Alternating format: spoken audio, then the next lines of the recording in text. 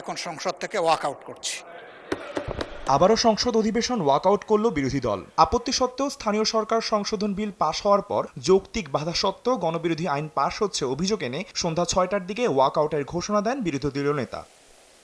এ নিয়ে তৃতীয়বারের মতো ওয়াকআউট করল বিরোধী দল। এ সময় আইন প্রণয়নের সব প্রক্রিয়ায় অংশগ্রহণের পর ওয়াকআউটের মানে আছে কিনা প্রশ্ন তোলেন স্বরাষ্ট্রমন্ত্রী। সমস্ত প্রক্রিয়ায় অংশগ্রহণের পরে ওয়াকআউটের কোনো মানে আছে কিনা এটা জানার জন্য।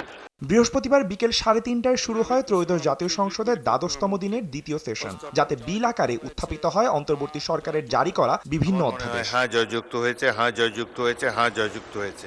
জেলা পরিষদ সংশোধন বিল এবং স্থানীয় সরকার সংশোধন বিলে আপত্তি জানান বিরোধী দলীয় সংসদ সদস্যরা। তাদের দাবি, এই আইনের মাধ্যমে স্থানীয় সরকার ফেইলরদের ক্লাবে পরিণত হচ্ছে। গত নির্বাচনে যারা পরাজিত হয়েছিলেন তাদেরকে কনসোলেশন প্রাইজ, সান্ত্বনা পুরস্কার হিসাবে বিভিন্ন জায়গায় প্রশাসক হিসাবে নিয়োগ দেওয়া হচ্ছে।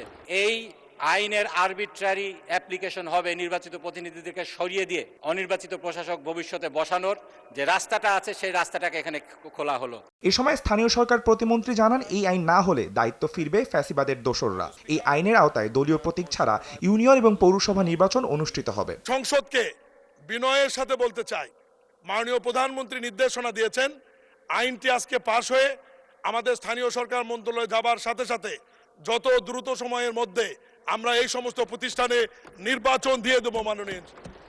এবং এই আইনের মধ্যে আরেকটি বিষয় আছে, মাননীয় স্পিকার, দলীয় প্রতীকে যে নির্বাচন হতো, ধানের শীষ সহ বিভিন্ন প্রতীকে যে নির্বাচন হতো, এই আইনের মাধ্যমে জাতীয় এবং দলীয় প্রতীক বাতিল করে সাধারণ প্রতীকে নির্বাচনের ব্যবস্থা এই আইনে করা আছে মাননীয় স্পিকার। এই কারণে আইনটি পাশ করা অত্যন্ত জরুরি। তাই বিলটি মহান জাতীয় সংসদ কর্তৃক আইনে পরিণত করার লক্ষ্যে আমি বিলটি উত্থাপনের অনুমতি প্রদান করার জন্য মহান সংসদকে অনুরোধ করছি। ওয়াকআউটের শেষে গণমাধ্যমকে বিরোধী দলীয় সংসদ সদস্য আক্তার হোসেন বলেন, যে আইন সরকারের ক্ষমতাকে বৃদ্ধি করতে পারে তাই পাশ করছে তারা। সংখ্যাগরিষ্ঠতার জোরে একতরফা আইন পাশ করছে সরকার। আইন সরকার বাতিল করেছে যেগুলো করা দরকার ছিল, আবার এমন অনেকগুলো আইন তারা গ্রহণ করেছে যেটা বাতিল করা দরকার ছিল।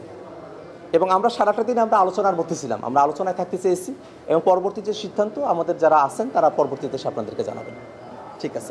এ নিয়ে অন্তর্বর্তী সরকারের জারি করা ১৩৩ অধ্যাদেশের মাধ্যমে ৭২টি পাশ হলো সংসদে। আইন প্রণয়ন কার্যাবলী। আদনান তুর্য, সময় সংবাদ, ঢাকা।